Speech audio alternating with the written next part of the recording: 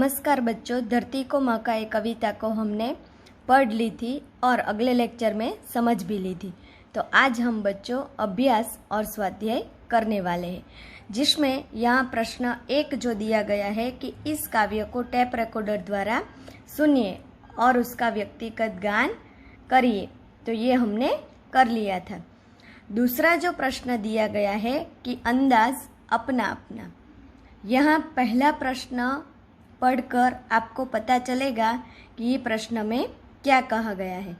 यदि सूरज न निकलता तो आपको कल्पना करनी है कि यदि सूरज ही न निकले तो इस धरती पर क्या होता। तो बच्चों सोचो, यदि सूरज ही इस धरती पर न निकलता तो दिन ही न होता, हमें सूर्य का प्रकाश न मिलता। सूर्य प्रकाश न होने पर कई वनस्पति न होती और हरियाली भी न होती, यानी कि हरियाली का कोई नामो निशान न होता। सूर्य के न निकलने पर न बादल बनते और न वर्षा होती और सारी जगह अंधकार ही अंधकार फैला हुआ होता।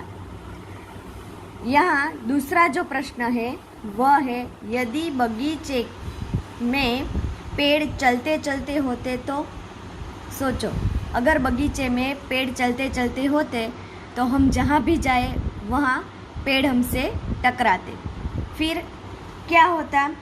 यदि बगीचे में पेड़ चलते होते तो बड़ी अफरा तफरी मच जाती थी।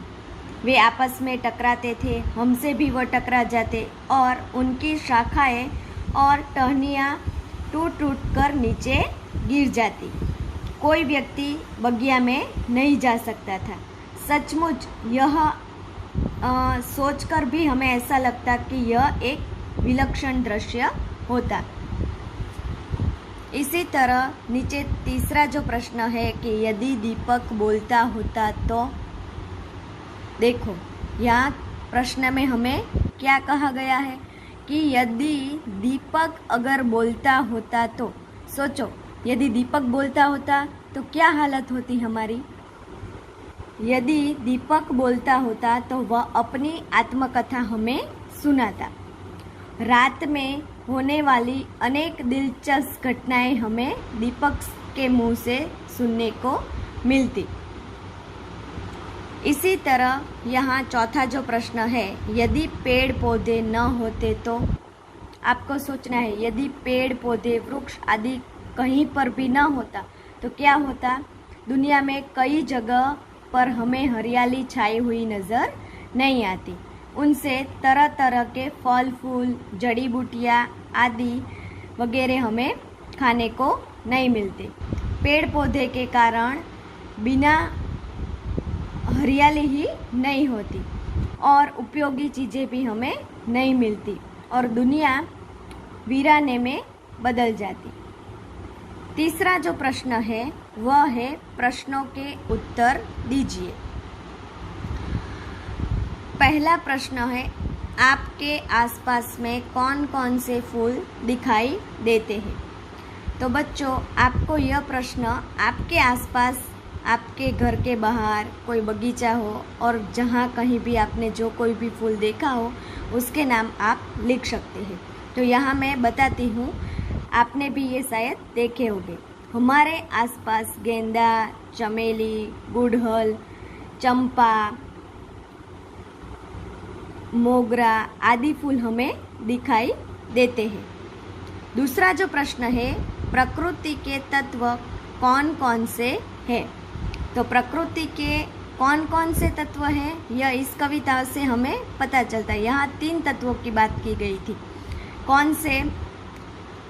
फूल, सूरज और दीपक। तो ये 3 तो हमें पता चल गए। दूसरा कौन सा है? तो पृथ्वी, जल, अग्नि, वायु और आकाश। ये प्रकृति के महत्वपूर्ण 5 तत्व हैं। इसी तरह तीसरा जो प्रश्न है, प्रकृति से हमें क्या क्या मिलता है। तो प्रकृति से हमें क्या मिलता है? प्रकृति यानी कुदरत। तो उनसे हमें क्या मिलता है? हवा, पानी, प्रकाश मिलते हैं। और तरह तरह के पेड़ पौधे और फल फूल हमें प्रकृति से मिलते हैं। चौथा जो प्रश्न है वह है जोड़ मिलाइए। तो यहाँ नाम दिए गए हैं और उसके काम है। पहला जो है वह है फूल। तो यहाँ फूल क्या काम करता है? तो वह हमें अच्छी खुशबू देता है। तो ये आपको सही जवाब उसके लिखने हैं। फिर यहाँ सूरज है। तो सूरज क्या करता है? तो हमें सूरज गर्मी देता है। फिर दिया गया है तीसरा दीपक। दीपक क्या करता है? तो वह अंधेरे को हरता है और हमें उजाला देता है। फिर है मानव। तो मानव क्या करता है? अच्छे अच्छे काम करता है। इसी तरह प्रश्न 5 अ में दिया गया है कि नीचे दिए गए शब्दों के समानार्थी शब्द कविता में से ढूंढकर वाक्य प्रयोग कीजिए। तो यहाँ जो हमने कविता देखी इसमें से आपको समानार्थी शब्द ढूंढना है। तो यहाँ शब्द हमें दिए गए हैं, उसमें जो है पुष्प, रवि, भूमि, मानव और दिया। तो पुष्प का समानार्थी शब्द यहाँ दिया गया है कि फूल, और उसका वाक्य में प्रयोग किया गया है। तो इसमें लिखा है कि मुझे फूल पसंद है। इसी तरह यहाँ दूसरा दिया गया है रवि। तो उसका समानार्थी शब्द क्या होगा? सूरज।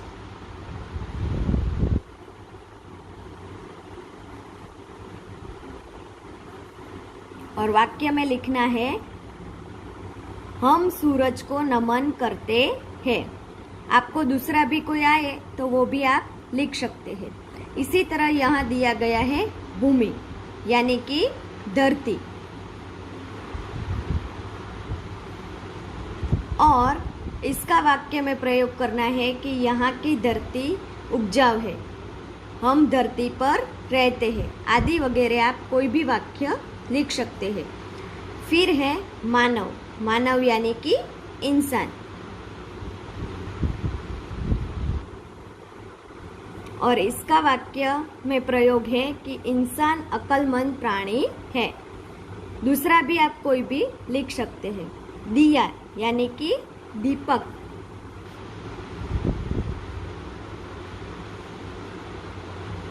इसका वाक्य में प्रयोग है रात में दीपक प्रकाश देता है। इसके बाद का जो प्रश्न है, चित्र के आधार पर 5-6 वाक्य लिखिए। तो बच्चों ये चित्र किसका आपको दिखाई देता है? तो आपको बताना है ये चित्र जो है वह है सूरज का, और दूसरा जो चित्र है वह है फूल का।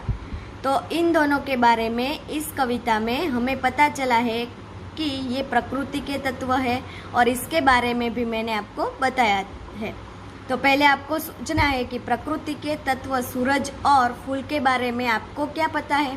पहले आप याद करो, बाद में मैं आपको बताती हूँ। तो बच्चों आपने सोच लिया होगा कि प्रकृति के तत्व सूरज के बारे में यहाँ क्या कहा गया था। तो मैं आपको बताती हूँ कि सूरज जो है वह दुनिया को प्रकाशित करता है। सूरज का उदय पूर्व दिशा में होता है और वह शाम को अस्त पश्चिम दिशा में होता है। सूर्य हमारे जीवन का आधार है, इसीलिए हम इसे देवता मानते हैं।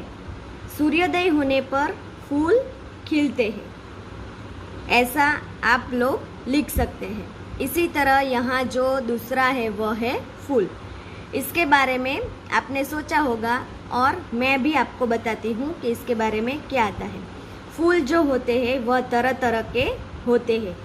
इसके रंग हमें बहुत पसंद होते हैं। इनके अलग अलग रंग और खुशबू होती है। सूर्य के चित्र के पास ही सूरजमुखी का फूल यह हमें दिखाई देता है। यह फूल सूरजमुखी का जो होता है वह क्या होता है? पीले रंग का होता है और सूर्य के निकलने पर वह फूल खिलता है। यह फूल हमेशा सूर्य की ओर ही रहता है, यानी कि सूर्य जब उदय होता है तो वह उसी दिशा में वह फूल खिला होता है और अस्त होने पर वह पश्चिम दिशा में हमें दिखाई देता है। आपके आसपास कहीं सूर्य यानी कि सूरजमुखी के फूल आपको दिखाई दे तो आप वहां जाकर देख सकते हैं। इसी तरह यहाँ जो अगला प्रश्न दिया गया है,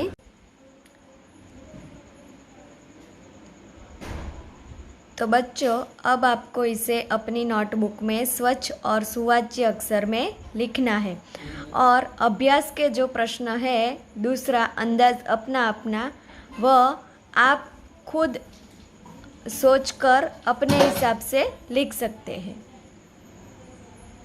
थैंक यू।